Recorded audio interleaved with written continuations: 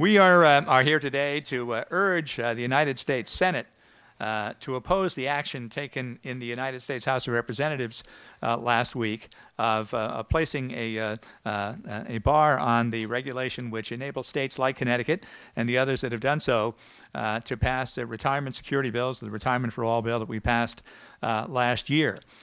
This is something that we celebrated last year because we recognized that there are so many people who are now relying almost exclusively on Social Security for their retirement. Many businesses have stopped offering retirement plans. 401ks have lost value. An increasingly large number of both individuals and couples are depending on Social Security for a higher and higher percentage of their retirement annual budget. What we did last year was to provide an option to provide incentives for, and a state structure to enable workers to pay into a plan that would enable them to have retirement income apart from Social Security. This is something now that has happened in a number of states in addition to our state. California, of course, created the first such state-run retirement program in 2012, and since then Illinois, Connecticut, New Jersey, Maryland, Oregon, and Washington have taken steps of their own, and Oregon's program begins later this year. But the U.S. Chamber of Commerce and a number of financial firms that oppose such state-run retirement plans have undue influence with the U.S. House of Representatives in the new Trump era.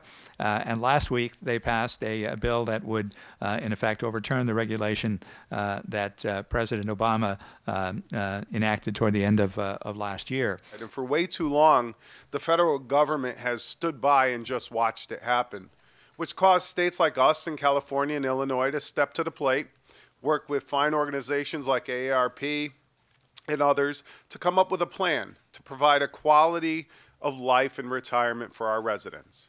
And now the federal government, after many years of not really doing anything, swoops into action, but in the exact opposite direction as it should. The reality is our state budgets grow each and every year because people that are retired in the state of Connecticut are becoming more and more reliant on state services simply because they don't have the money to pay for it themselves. So not only are they struggling, they have to go through, in some cases, the humiliation of reaching out to family and friends, state government for assistance. That's not what they want.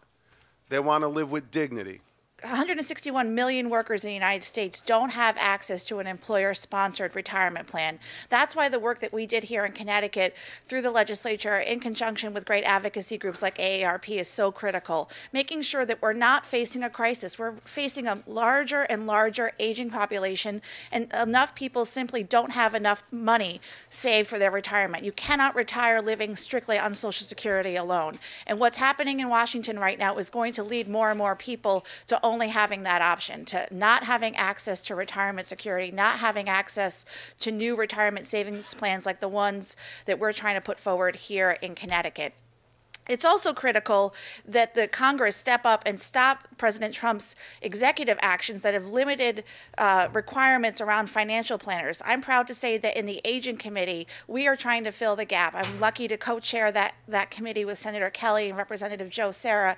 And just last week, we passed on a bipartisan, unanimous basis, we passed a bill to regulate financial planners in the state of Connecticut in the absence of those federal regulations that President Trump repealed a couple of weeks ago. In Connecticut, we're doing everything we can to protect our residents in retirement, and it's crucial that the Congress not limit our ability to make sure people will have financial stability in their retirement.